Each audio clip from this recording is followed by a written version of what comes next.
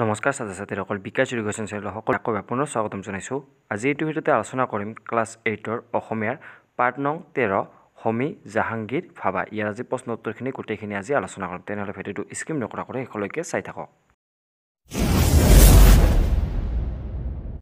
প্ৰথমে 1 নম্বৰত কৈছে যে চমু উত্তৰ দিয়া। ইয়াৰে ক নম্বৰ প্ৰশ্নটো কৈছে যে টোপনি পাতল ল'ৰাজনৰ নাম কি?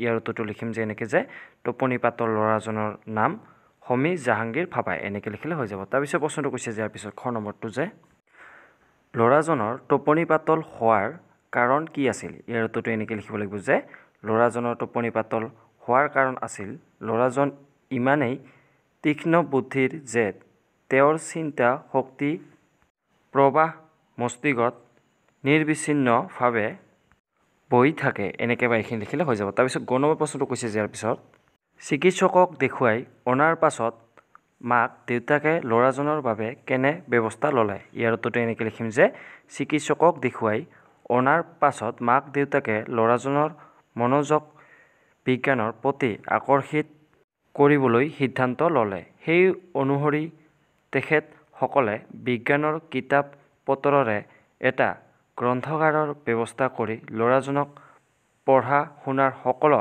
সা সুবিধা প্ৰদান কৰিলে এনেকৈ বা এইখিনি লিখিলে হৈ যাব। তাৰপিছত প্ৰশ্নটো কৈছে যে ইয়াৰ পিছৰটো যে খ নম্বৰ প্ৰশ্নটো যে হোমী জাহাংগীৰ ভাবৰ কি কি বিষয়ত ৰুচি আছিল? ইয়াৰ উত্তৰটো এনেকৈ লিখিম যে হোমী জাহাংগীৰ ভাবৰ ভৌতিক শাস্ত্ৰ আৰু গণিত শাস্ত্ৰৰ উপৰিও সংগীত আৰু চিত্ৰাংকন প্ৰতিও ৰুচি আছে এনেকৈ লিখিলে হৈ যাব। তাৰপিছত প্ৰশ্নটো কৈছে যে ইয়াৰ পিছৰটো যে নম্বৰ প্ৰশ্নটো যে হোমী জাহাংগীৰ ভাবা লণ্ডনলৈ কিয় গৈছিল?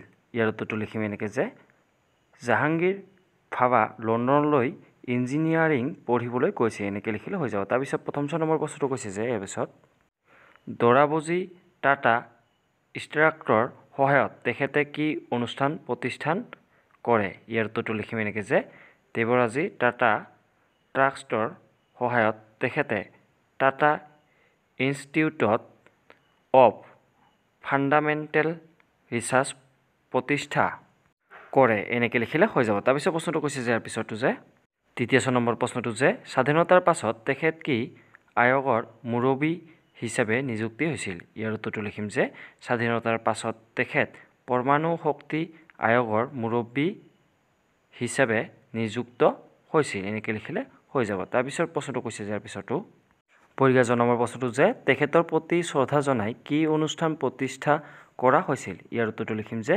মৃত্যুৰ পিছত তেখেতৰ প্ৰতি শ্ৰদ্ধা জনাই মুম্বাই বম্বে ভাবা পাৰমাণৱিক গৱেষণা কেন্দ্ৰ প্ৰতিষ্ঠা কৰা হৈছে এনেকৈ লিখিলে হৈ যাব। তাৰপিছত প্ৰশ্নখিনি কৈছে যে ইয়াৰ পিছৰখিনি যে 2 নম্বৰটো যে লাহে লাহে কিতাপবোৰ ল'ৰাজনৰ সংগী হৈ পৰিল। ইয়াত ল'ৰাজন বুলি কাৰ কথা কোৱা হৈছে? কিতাপবোৰ কেনেদৰে তেখেতৰ সংগী হৈ পৰিল বুজাই লিখা। ইয়াৰ উত্তৰটো লিখিম যে এনেকৈ ইয়াত ল'ৰাজন বুলি হোমী জাহাংগীৰ ভাৱাৰ কথা কোৱা হৈছে। চিকিৎসক কথা শুনি মাক দেউতাকে ল'ৰা হোমী জাহাংগীৰ ভাৱাৰ মনোযোগ বিজ্ঞানৰ প্ৰতি আকৰ্ষিত কৰিবলৈ সিদ্ধান্ত ল'লে আৰু সেই উদ্দেশ্যই তেখেতসকলে বিজ্ঞানৰ কিতাপ পত্ৰৰে এটা গ্ৰন্থাগাৰৰ ব্যৱস্থা কৰি ভাবাক পঢ়া শুনাৰ সকলো সা সুবিধা প্ৰদান কৰিলে।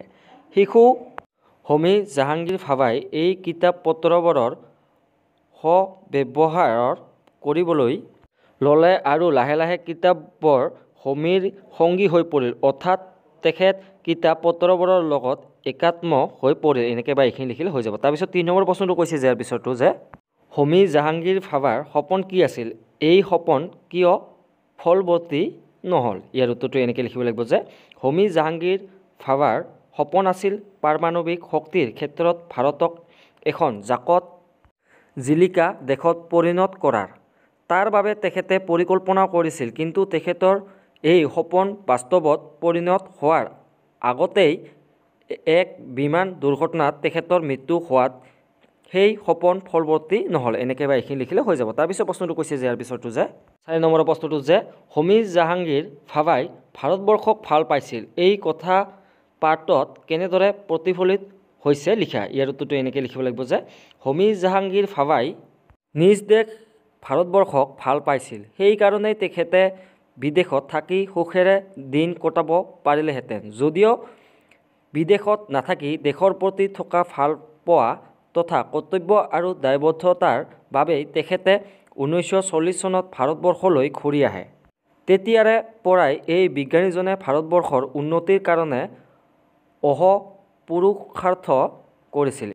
তেখেতে দৰাবৰ্জী টাটা ট্ৰাষ্টৰ সহায়ত ভাৰতক Tata institute of fundamental research প্ৰতিষ্ঠা কৰিছিল। আনকি তেখেতে পাৰমাণৱিক শক্তিৰ ক্ষেত্ৰত ভাৰতক এখন জাকত জিলিকা দেশত পৰিণত কৰাৰ ৰঙীন সপোন দেখিছিল। তাৰ বাবে তেখেতে পৰিকল্পনাও কৰিছিল, কিন্তু এটা বিমান দুৰ্ঘটনাত হঠাতে তেখেতৰ মৃত্যু হোৱাত সেই সপোন বাস্তৱত পৰিণত কৰিব নোৱাৰিলে। 5 নম্বৰ প্ৰশ্নটো কৈছে যে হোমী জাহাংগীৰ ভাবা পাঠত থকা বিভক্তিযুক্ত শব্দবোৰ বাছি উলিয়াই লিখা। ইয়াৰ উত্তৰটো এনেকৈ লিখিব লাগিব যে প্ৰথমতে লিখিব লাগিব কালত লিখিম আমি শিশুসকলৰ স্বভাৱৰ এজন মাক দেউতাক হৈছিল। চিকিৎসক দ্বাৰা ল'ৰাজনৰ নাছিল কৰিবলৈ তেখেতসকলে কিতাপ পত্ৰৰে শিশুজনক কৰিলে। শিশুটিয়ে কিতাপ পত্ৰবোৰ পৃথিৱীত পৰিয়ালত আছিল। তেখেতে লণ্ডনলৈ বিশ্ববিদ্যালয়ত পাইছিল। অধ্যয়নত ডিৰাকক তথ্য জগতৰ ভাবাই বিদেশত ইত্যাদি এনেকৈ বা এইখিনি লিখিলে হৈ যাব। তাৰপিছত 6 নম্বৰ প্ৰশ্নটো কৈছে যে ইয়াৰ পিছত নিম্নলিখিত শব্দকেইটাৰ পৰা বিভক্তিবোৰ বাছি উলিয়াই সেইবোৰৰ কি কাৰকত ব্যৱহাৰ হৈছে লিখা। ইয়াত দিয়া আছে যে তেখেতে শিশুজনক কিতাপ পত্ৰৰে ভাৰতলৈ চিকিৎসকৰ শৈশৱ কালত। ইয়াতে প্ৰথমে আমি এইটো লিখিম তেখেতে, এইটো লিখিম আমি তেখেত জক এনেকৈ লিখিম। তাৰপিছত লিখিম এক মা বিভক্তি কৰ্তা কাৰক এনেকৈ লিখিম। তাৰপিছতটো লিখিম শিশুজনক, এইটো লিখিম আমি শিশুজন জক ক লিখিম। তাৰপিছত 2 বিভক্তি কৰ্মকাৰক এনেকৈ লিখিম। তাৰপিছতটো দিয়া আছে কিতাপ পত্ৰৰে, এইটো লিখিম আমি কিতাপ পত্ৰ জক ৰে এনেকৈ লিখিম। তাৰপিছত তৃতীয়া বিভক্তি কৰণ কাৰক এনেকৈ লিখিম। তাৰপিছতটো লিখিম আমি ভাৰতলৈ, এইটো লিখিম আমি এনেকৈ যে ভাৰত জক লৈ। তাৰপিছত এইটো লিখিম চতুৰ্থী বিভক্তি, এইটো লিখিম যে সম্প্ৰদান কাৰক এনেকৈ লিখিম। তাৰপিছত দিয়া আছে ইয়াৰ পিছত চিকিৎসকৰ, এইটো লিখে আমি চিকিৎসক জক অৰ লিখিম। তাৰপিছত এইটো লিখিম ষষ্ঠী বিভক্তি আপাদান কাৰক এনেকৈ লিখিম। তাৰপিছতটো লিখিম আমি শৈশৱকালত, এইটো লিখিম আমি শৈশৱকাল জক ত লিখিম। তাৰপিছত সপ্তমী বিভক্তি, তাৰপিছত লিখিম অধিকৰণ কাৰক এনেকৈ লিখিলে বা এইখিনি লিখিলে হৈ যাব। তাৰপিছত প্ৰশ্নখিনি কৈছে যে ইয়াৰ পিছৰখিনি যে 7 নম্বৰ প্ৰশ্নখিনি যে তলৰ বাক্যবোৰত আস্তানা পদবিলাকৰ বিভক্তি নিৰ্ণয় কৰা আৰু কাৰকৰ নাম লিখা। ইয়াতে প্ৰথমটো দিয়া আছে যে বেলি ডুবিলত আমি খেল সামৰিলোঁ। উত্তৰত লিখিম যে ডুবিলত, এইটো লিখিম আমি সপ্তমী বিভক্তি অধিকৰণ কাৰক এনেকৈ লিখিম। তাৰপিছত খ নম্বৰটো দিয়া আছে যে ৰামে কিতাপ পঢ়িছে, এইটো লিখিম উত্তৰত লিখিম কিতাপ 2 অক বিভক্তি লুপ্ত হৈ আছে, এইটো লিখিম আমি কৰ্মকাৰক। তাৰপিছত গ নম্বৰটো দিয়া আছে যে দুখীয়াৰ প্ৰতি দয়ালু হ'বা, এইটো লিখিম উত্তৰটো যে দুখীয়াৰ ষষ্ঠী বিভক্তি আপাদান কাৰক এনেকৈ লিখিম। তাৰপিছত দিয়া আছে খ নম্বৰটো এইখন মোৰ দেশ, এইটো লিখিম মোৰ ষষ্ঠী বিভক্তি তাৰপিছত আপাদান কাৰক এনেকৈ লিখিম। তাৰপিছত ঙ নম্বৰটো দিয়া আছে যে আমাৰ পৰীক্ষালৈ আৰু বেছি দিন নাই, এইটো লিখিম পৰীক্ষালৈ চতুৰ্থী বিভক্তি সম্প্ৰদান কাৰক এনেকৈ লিখিম। তাৰপিছত প্ৰথম 6 নম্বৰটো দিয়া আছে যে যতৰেৰে সূতা কাটিব পাৰি, এইটো লিখিম যতৰেৰে, এইটো লিখিম তৃতীয়া বিভক্তি কৰণ কাৰক এনেকৈ লিখিম। তাৰপিছত দ্বিতীয় 6 নম্বৰটো দিয়া আছে যে শিক্ষাগুৰুক ভক্তি কৰিব, এইটো লিখিম উত্তৰটো শিক্ষাগুৰুক, এইটো লিখিম চতুৰ্থী বিভক্তি সম্প্ৰদান কাৰক এনেকৈ লিখিম। তাৰপিছত বৰ্গীয় জ নম্বৰটো দিয়া আছে যে ডাৱৰীয়া বতৰত হিমালয় পৰ্বত নেদেখি, এইটো লিখিম হিমালয় পৰ্বত, এইটো লিখিম 2 অক বিভক্তি লুপ্ত হৈ আছে। তাৰপিছত লিখিম কৰ্মকাৰক এনেকৈ লিখিম। তাৰপিছত দিয়া আছে কোনো মানুহক হিংসা নকৰিবা, এইটো লিখিম মানুহক 2 বিভক্তি কৰ্মকাৰক এনেকৈ লিখিম। তাৰপিছত 8 নম্বৰ প্ৰশ্নখিনি কৈছে যে ইয়াৰ পিছৰখিনি যে আস্তানা শব্দবোৰৰ বিপৰীত অৰ্থ বুজোৱা শব্দৰে খালী ঠাই পূৰ কৰা। প্ৰথমটো দিয়া আছে ক নম্বৰটো যে সফল মাতৃ, এইটো আমি লিখিম বিফল মাতৃ এনেকৈ লিখিম। তাৰপিছত খ নম্বৰটো তীক্ষ্ণ বুদ্ধি, এইটো লিখিম আমি ফটা বুদ্ধি। তাৰপিছত গ নম্বৰটো দিয়া আছে যে কোন বিসংগতি, এইটো লিখিম আমি কোন সংগতি। তাৰপিছত ঘ নম্বৰটো দিয়া আছে যে পাঠ অন্তৰ্ভুক্ত, এইটো লিখিম আমি পাঠ বহিৰ্ভুক্ত। তাৰপিছত ঙ নম্বৰটো যে তেখেতৰ মৃত্যু হৈছিল, এইটো লিখিম তেখেতৰ জন্ম হৈছিল এনেকৈ লিখিম, মানে ওলোটাটো লিখিম। তাৰপিছত প্ৰথম 6 নম্বৰটো দিয়া আছে বুদ্ধি পাইছিল, এইটো লিখি আমি হ্ৰাস পাইছে এনেকৈ লিখিম। তাৰপিছত 9 নম্বৰ প্ৰশ্নখিনি কৈছে যে বাক্য ৰচনা কৰা।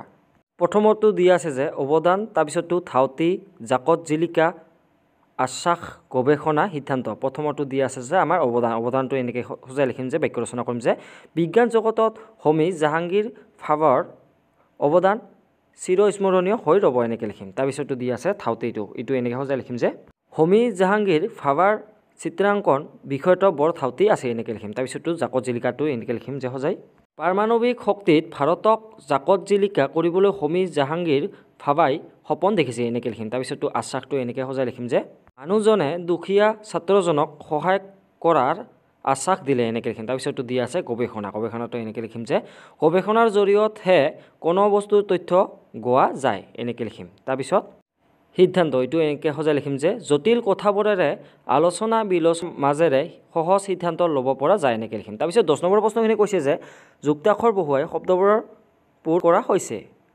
তাৰপিছত প্ৰথমটো দিয়া আছে যে ক এইটো লিখিম আমি যে কণ্টক। তাৰপিছতো দিয়া আছে যে উপল এইটো লিখিম আমি উপলব্ধি। তাৰপিছত নি এইটো লিখিম আমি নিম্ন। তাৰপিছত বিটো লিখিম আমি তোৰ দিয়া আছে যে এইটো লিখিম আমি বিঘ্নিত। তাৰপিছত বিশেষ এইটো লিখিম আমি বিশেষজ্ঞ। তাৰপিছত গাৰ এইটো আমি লিখিম যে বিজ্ঞানাগাৰ এনেকৈ লিখিম। তাৰপিছত প্ৰতি এইটো লিখিম আমি প্ৰতিজ্ঞা। তাৰপিছত ত দিয়া আছে এইটো লিখিম আমি মন্ত্ৰপুত। তাৰপিছত ন দিয়া আছে এইটো লিখিম আমি ইঞ্জিন। তাৰপিছত 11 নম্বৰ প্ৰশ্নখিনি কৈছে যে তলৰ শব্দবোৰৰ প্ৰতি শব্দ লিখা। প্ৰথমটো দিয়া আছে যে সংগী তীক্ষ্ণ প্ৰধান গ্ৰন্থ কিৰণ চিকিৎসক। ইয়াৰে প্ৰথমটো এনেকৈ লিখিম যে সংগী মানে হৈছে লগৰীয়া বা সহযোগী বা সতীৰ্থ। তাৰপিছত তীক্ষ্ণ এইটো লিখিম আমি চকা বা প্ৰখৰ। তাৰপিছত প্ৰধান মানে হৈছে মুখ্য। তাৰপিছত গ্ৰন্থ এইটো হৈছে গ্ৰন্থ মানে হৈছে কিতাপ। তাৰপিছত কিৰণ মানে হৈছে পোহৰ। তাৰপিছত চিকিৎসক মানে হৈছে ডাক্তৰ। তাৰপিছত 12 নম্বৰ প্ৰশ্নখিনি কৈছে যে ইয়াৰ পিছত হোমী জাহাংগীৰ ভাৱাৰ মাক দেউতাকে তেখেতৰ বাবে এটা গ্ৰন্থগাৰ ব্যৱস্থা কৰি দিছিল। এনেধৰণৰ সুবিধা পালে তুমি কোনটো দিশত নিজকে আগবঢ়াই নিবা লিখা। ইয়াৰ উত্তৰটো এনেকৈ লিখিম যে এটা উদাহৰণত দি দিছোঁ যে হোমী জাহাংগীৰ ভাৱাৰ মাক দেউতাকে তেখেতৰ যিদৰে এটা গ্ৰন্থগাৰৰ ব্যৱস্থা কৰি দিছিল আৰু সেই গ্ৰন্থগাৰৰ সৎ ব্যৱহাৰ কৰি তেখেতে যিদৰে ভৱিষ্যত জীৱনত এচাম সফল বিজ্ঞানী হোৱাৰ সপোন দেখিছিল, ঠিক তেনেদৰে ময়ো তেনে সুবিধা পালে বিজ্ঞান বিষয়ক কিতাপ পত্ৰসমূহ বৰ মনোযোগেৰে অধ্যয়ন কৰিম আৰু মোৰ মনত বৈজ্ঞানিক মনোভাৱ গঢ়ি তুলিবলৈ পুৰুষাৰ্থ কৰিম। অন্যান্য বিষয়ৰ কিতাপ পঢ়াৰ উপৰিও বিজ্ঞানিকৰ জীৱনী, বিভিন্ন আৱিষ্কাৰৰ কাহিনী, আধুনিক প্ৰযুক্তিবিদ্যা, আধুনিক বৈজ্ঞানিক সফলতা আদি বিষয়ৰ কিতাপবোৰ পঢ়ি সেইবোৰৰ মনত ৰাখিবলগীয়া কথাবোৰ টুকি ৰাখি বিজ্ঞান শিক্ষাৰ বিষয়ে সকলো কথা জানিবলৈ চেষ্টা কৰিম, যাতে ভৱিষ্যত শিক্ষাৰ ক্ষেত্ৰত মোক ইয়ে আগ্ৰহ জন্মায় আৰু সহায় কৰে। তাৰোপৰি নিজৰ সৎ আৰু প্ৰকৃতি ব্যক্তি হিচাপে গঢ় দিবলৈ মহৎ লোকৰ জীৱনীসমূহ পঢ়িম। বিভিন্ন বিষয়ৰ জ্ঞান আহৰণ কৰিবলৈও তেনে ধৰণৰ কিতাপ পত্ৰ মনোযোগেৰে পঢ়িম। এনেকৈ বা এইখিনি লিখিলে হৈ যাব। আজিলৈ ইমানে। আৰু ভিডিঅ'টো যিমান পাৰে আপোনাৰ বন্ধুবৰ্গলৈ ভিডিঅ'টো শ্বেয়াৰ কৰি দিব, যাতে সিহঁতৰ অলপ হ'লেও এইটো ভিডিঅ'ৰ দ্বাৰা সহায় হয়। ধন্যবাদ।